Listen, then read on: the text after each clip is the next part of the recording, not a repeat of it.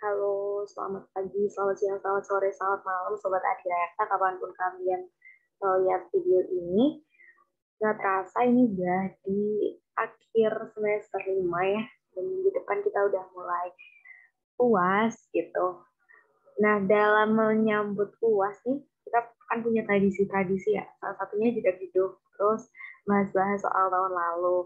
Nah, biar tradisi ini nggak hilang gitu, makanya di sini aku mau ngebahas soal UAS dari Cutting tahun 2021. Oke, tanpa banyak bacot lagi, banyak ngomong lagi, aku langsung aja masuk ke soalnya. Di sini, PT Prima memiliki 70% saham beredar PT Rasa sejak tahun 2018. Akuisisi tersebut memunculkan selisih nilai yang diidentifikasi sebagai paten yang belum tercatat di buku PT Rasa. Patennya itu senilai 50 juta dan diestimasi memiliki manfaat 10 tahun. Nah, ekuitas PT Rasa sendiri terdiri dari modal saham atau common stock sebesar 200 juta dan retain earning atau saldo laba sebesar 100 juta. Nah, di sini soalnya agak sedikit unik ya, karena biasanya kan kita dikasih tahu investment cost-nya, baru kita cari excess value-nya ya kan. Kalau di sini udah diketahui dulu excess value-nya berupa paten sebesar 50 juta, kemudian kita juga dikasih tahu book value net asset-nya. Di sini common stock-nya 200 juta, retain earnings 100 juta, berarti book value net asset dari PT Rasa adalah 300 juta. Nah, dari paten sama book value net asset itu, kita bisa tahu nih implied value atau nilai perusahaannya. Tuh, sebesar 350 juta. Dari book value net asset ditambah dengan excess value berupa paten. Nah, setelah kita udah tahu nilai perusahaan PT Rasa ini, kita bisa tahu nih investment in PT Rasanya berapa. Tinggal dikaliin aja persentase kepemilikannya tadi 70%, dikaliin sama nilai perusahaan yaitu 350 juta. Jadi kita bisa tahu investment in PT Rasanya adalah sebesar 245 juta. Kemudian kita masuk ke poin A. Di sini di tahun 2019, PT Prima menjual barang ke PT Rasa. Di sini induk menjual barang dagang atau inventory ke anak. Berarti di sana ada transaksi antara induk dan anak dan dengan cara downstream.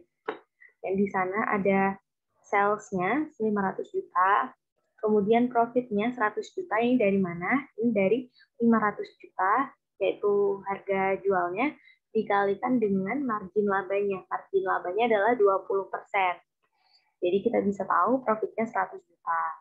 Nah, ternyata di akhir tahun 2019 itu 25% dari inventory yang dibeli PT Prima itu masih jadi bagian persediaan akhir, jadi belum terjual lagi gitu.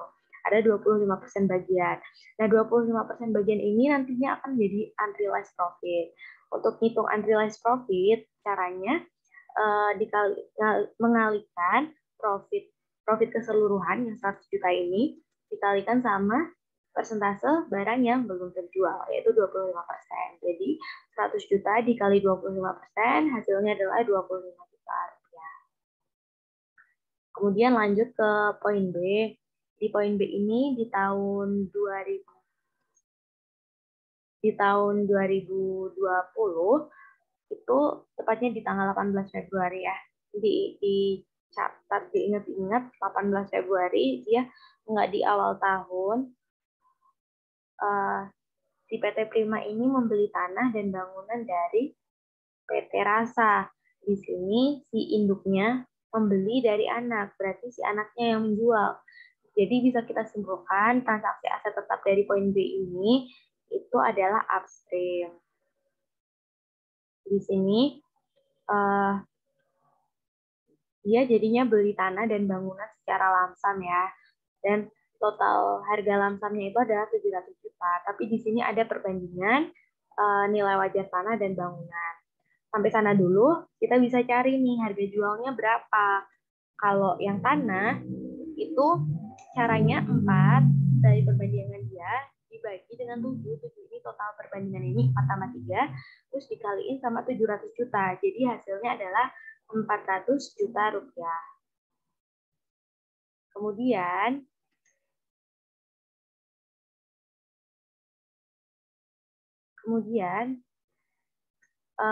yang bangunan juga sama. Itu caranya 3, dari perbandingan bangunan dengan tanah dibagi 7, jumlah perbandingannya dikaliin sama 700 juta, jadi kita tahu 300 juta untuk harga jual bangunannya. Terus ada keterangan lagi nih, harga perolehan tanah adalah 250 juta dan harga perolehan bangunan adalah 600 juta. Kemudian akumulasi penyusutan bangunannya 240 juta dan PT Prima ini mengestimasikan bangunan itu masih bisa digunakan selama 8 tahun. Jadi masa manfaatnya masih ada 8 tahun. Nah, kita udah dapat harga perolehan, kita udah dapat harga jual, jadi kita bisa menentukan unrealized gain atau loss baik dari tanah maupun dari bangunan. Untuk yang tanah, itu harga jualnya 400 juta dan harga perolehannya 250 juta. Itu berarti tanah yang kita miliki dengan harga 250 juta dapat kita jual dengan harga 400 juta, berarti ada keuntungan di sana. Keuntungannya sebesar 150 juta, dari 400 juta dikurangi 250. Kemudian untuk bangunannya, di sini kan harga perolehannya 600 juta ya. Tapi udah ada penyusutan sebesar 240 juta. Jadi nilai buku dari si bangunan pada saat penjualan itu adalah 600 juta dikurangi 240 juta, hasilnya adalah 360 juta. Nah, ketika kita punya bangunan seharga 360 juta dan dijual dengan harga 300 juta, maka di sana kita mengalami kerugian. Kerugiannya sebesar berapa? Sebesar 360 juta ini dikurangi 300 juta, jadi ada unrealized loss sebesar 60 juta. Kemudian untuk yang C, untuk poin C itu ada di transaksi di tahun 2020 ya. PT Prima menjual barang dagang atau inventory ke PT Rasa. Ini lagi-lagi si induk menjual barangnya ke anak, berarti di sana ada transaksi downstream. Ini inventory, salesnya di sana ada 600 juta, kemudian margin laba atau profitnya itu adalah 20% dari harga jual, jadi kita bisa tahu profitnya adalah 120 juta. Dari 600 juta dikaliin sama 20%. Nah, terus ada lagi nih keterangan bahwa 30% dari barang tersebut belum terjual hingga akhir tahun 2020. Nah, barang yang belum terjual 30% ini nanti sama kayak yang di atas tadi, yang poin A, itu akan jadi unrealized profit. Cara hitung unrealized profit-nya adalah profit dikaliin sama persentase barang yang belum terjual. Untuk poin D, di situ ada keterangan bahwa untuk mengerjakan soal ini, kita pakai metode ekuitas, dan yang di poin E itu ada informasi mengenai laba bersih dan dividen. Kita lanjut ke soal yang pertama, soal A. Di sini kita diminta untuk cari income from PT Rasa selama tahun 2018, 2019, sama 2020. Oke. Kita mulai dulu dari yang 2018. Di tahun 2018 ini,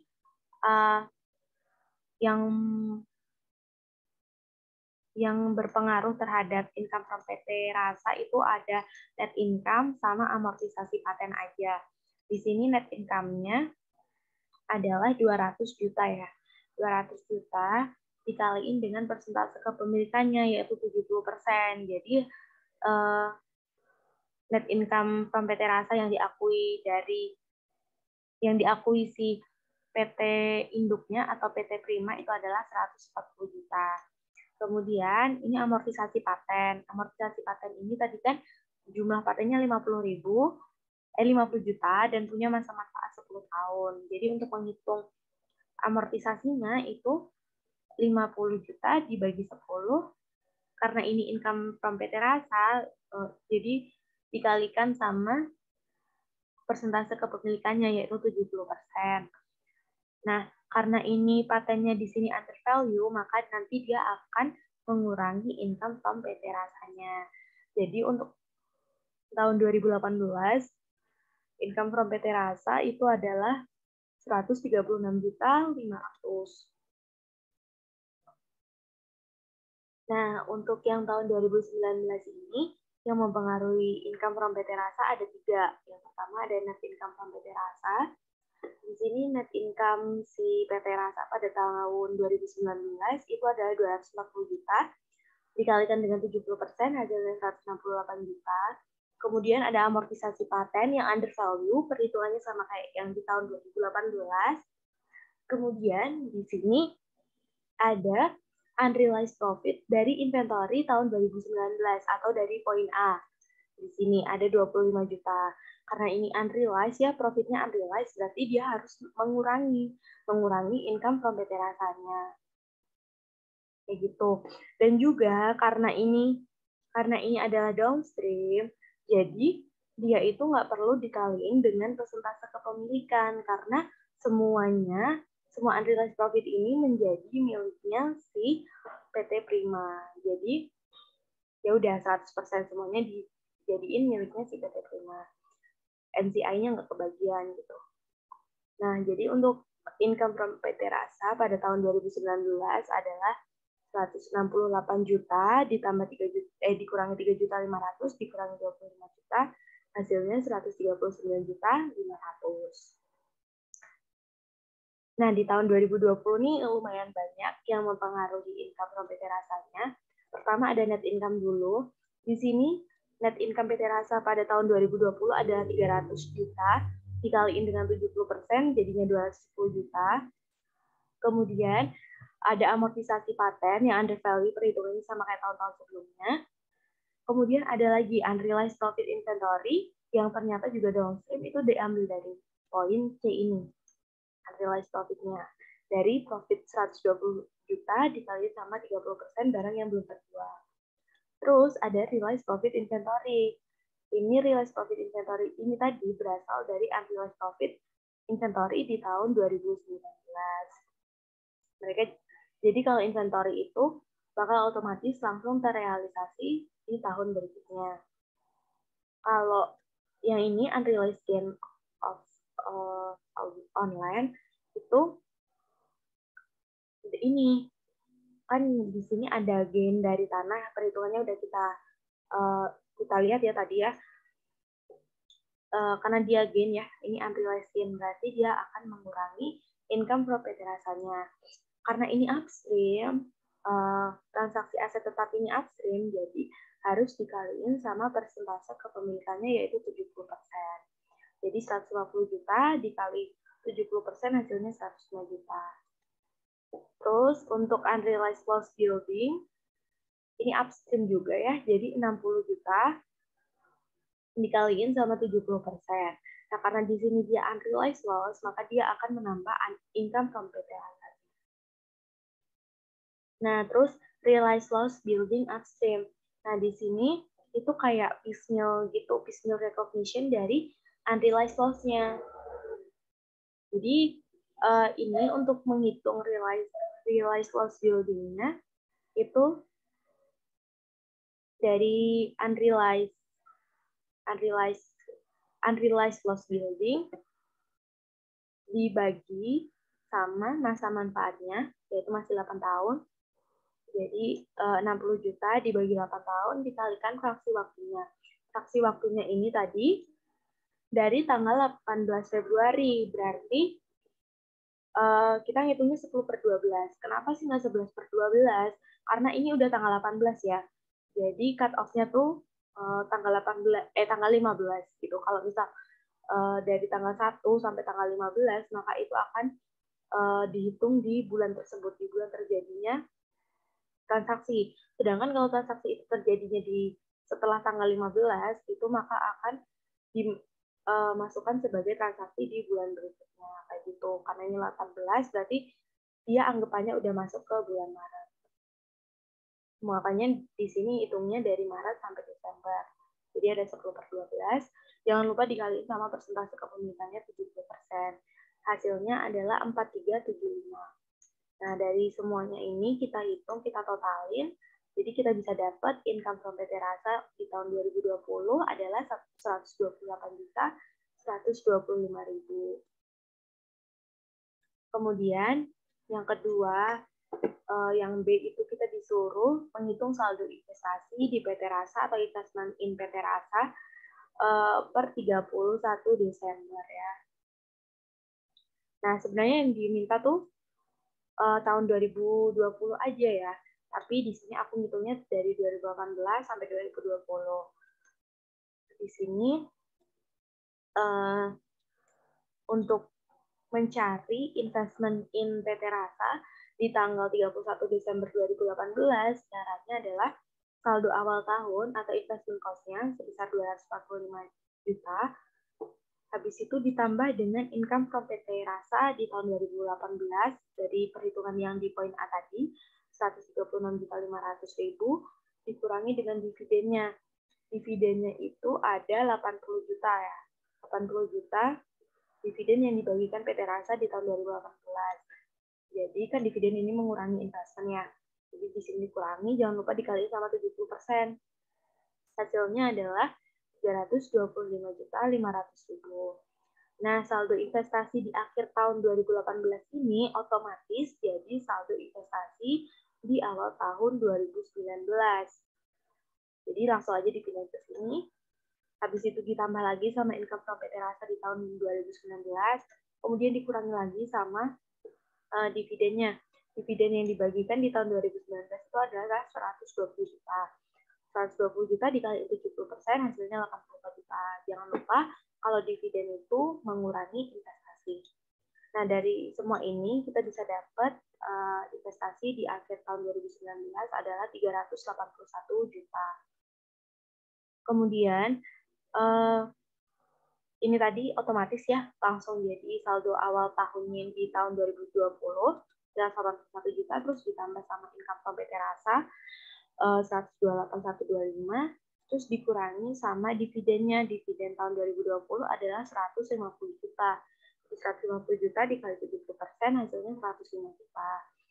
Nah, dari perhitungan ini semuanya dijumlahin, jangan lupa dikurangin ya dividennya, itu hasilnya adalah 404.125.000 untuk saldo investasi in PT Rasa di akhir tahun 2020 atau 31 Desember 2020. Jadi yang jadi jawaban dari soal B adalah ini 404.125.000. Oke, lanjut ke yang C. Di sini kita suruh buat jurnal eliminasi. Ada eliminasi transaksi persediaan, eliminasi transaksi aset tetap, eliminasi akurasi profil pendapatan investasi, sama penyesuaian beban non-pengendali. Oke. Di sini eliminasi transaksi persediaan dulu. Sebenarnya ini yang diminta tahun 2020 aja ya, cuma ini aku kebanyakan nulisnya 2019 saya ikutan ditulis juga. Jadi nggak apa-apa lah ya. Untuk yang ini, dua pertama ini, sales pada COGS itu untuk eliminasi jurnal penjualan. Jurnal penjualan antara si PT Prima sama PT Rasa. Jadi di tahun 2019 itu ada transaksi persediaan sebanyak 500 juta salesnya. Jadi dia dieliminasi pakai akun sales pada COGS. Kemudian untuk mencatat unrealized profit-nya, itu jadi COGS pada inventory sebesar 25 juta. Kemudian di tahun 2020, ini yang pertama, ini adalah jurnal untuk mencatat realisasinya. Realisasi profit dari tahun 2019. Karena di sini dia pakai metode equity, makanya di sini debitnya investment in PT Rasa, kemudian di kreditnya adalah COGS. Sebanyak unrealized profit dari tahun sebelumnya, dari tahun 2019. Kemudian yang sales pada COGS ini juga sama kayak yang atas sebelumnya ya, untuk mengeliminasi jurnal penjualan atau pembelian. Di sini ada sales 600 juta, dapat dari poin C. Terus yang ini, yang dua terakhir ini, itu untuk mencatat unrealized profit-nya juga pakai akun COGS pada inventory sebesar unrealized profit di tahun 2020, 36 juta. Lanjut ke yang nomor 2. Di sini ada eliminasi transaksi aset tetap.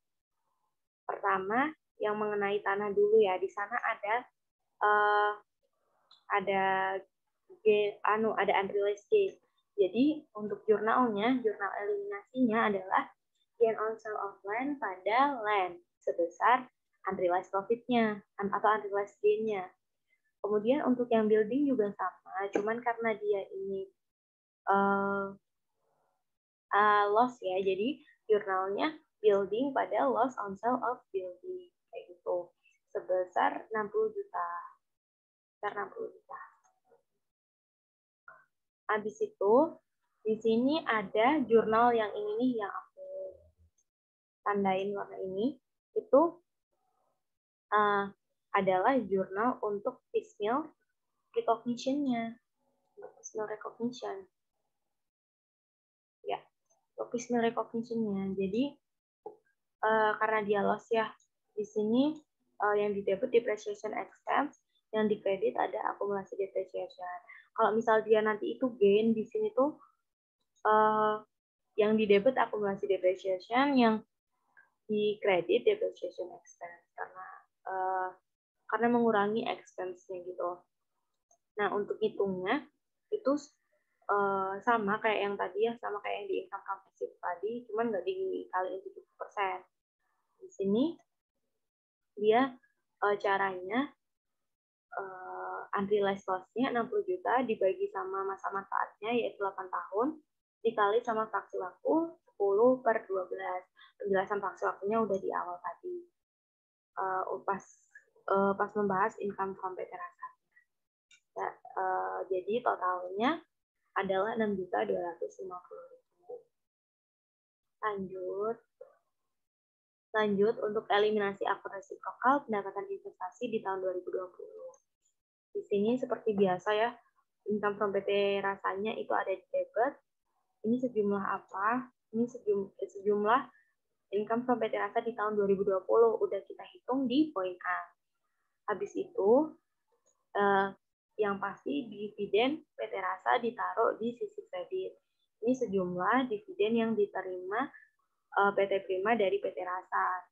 Kalau nggak salah tadi dividen yang dibayarkan PT Rasa pada tahun 2020 itu adalah 150 juta. Jadi yang menjadi bagiannya si PT Prima adalah 150 juta kali 70%, ada hasilnya 150 juta. Untuk investment in PT Rasa, ini adalah selisih dari income from PT Rasa dengan dividen PT Rasa. Yang keempat, pertemuan terakhir untuk soal nomor 1, yaitu penyesuaian beban dan pengendali. Di sini jurnalnya seperti biasa, kalau kita mau bikin NCI expense ya, di sana NCI expense 59.625, ini dari mana? Ini karena kesalahan aku perhitungannya nggak aku cantumin di atas, jadi kesannya kayak banyak banget di sini rumusnya. Pertama, ini 30% itu adalah persentase dari NCI. L31 ini adalah laba bersihnya, laba bersih yang diterima di tahun 2020. Kemudian ini itu amortisasi paten, yaitu 50 juta dibagi 10. Terus ini L18 ini itu dari tanah, kemudian ini dari unrealized gain-nya tanah, kemudian yang L19 ini dari unrealized loss-nya bangunan, kemudian yang ini itu dari piecemeal recognition-nya. Nah, di sini kenapa sih yang persediaan ini nggak dimasukin, itu karena persediaannya downstream, jadi NCI-nya nggak dapat bagian dari sana, makanya nggak dimasukin ke dalam perhitungan NCI expense. Sebenarnya teman-teman ini sama aja perhitungannya kayak gini ya. Biasanya aku juga bikin kalau income gitu sekalian aku bikin di sebelahnya ada NCI-nya. Cuman ini aku kelewatan bikinnya, jadi aku bikin kayak gini aja. Oke. Untuk dividen PT Rasanya di tahun 2020 itu ada 150 juta, kemudian dikaliin aja sama persentase NCI-nya, yaitu 30%, hasilnya 45 juta. Nah, untuk NCI equity ini, itu adalah selisih dari NCI expense dan dividen kerja rasa. Nah, sekian untuk pembahasan soal nomor 1. Untuk soal nomor 2, 3, dan 4 akan dibahas di video terpisah. Terima kasih.